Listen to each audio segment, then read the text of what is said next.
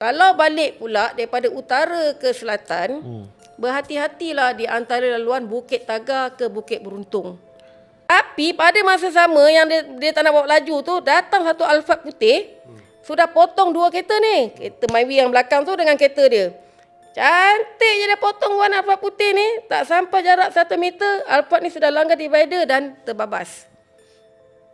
Dengan dia satu kereta tu menjerit, tengok Alphard tu terbabas. Lepas tu driver dia tanya, Datin nak berhenti ke? Tak payah. Dia tengok dah pukul 3 pagi. Dia tengok cerita saya.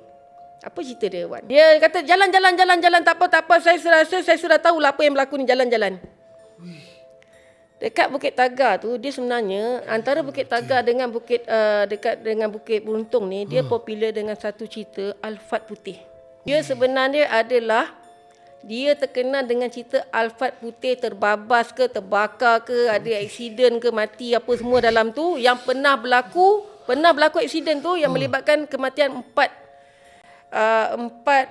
pemandu dan penumpang bangsa Cina. Okay? Memang kalau tanya geng-geng bomber kat situ, diorang selalu dapat panggilan. Tuan ada kereta kereta terbabas lah. Kat Bukit Tagar tu lah. Mengalir ke bomber akan tanya macam ni je. Kereta apa ya?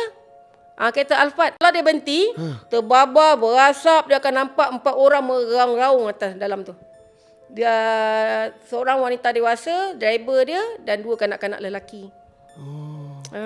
Pernah berlaku satu kemalangan ngeri melibatkan 4 orang ni mati kat situ.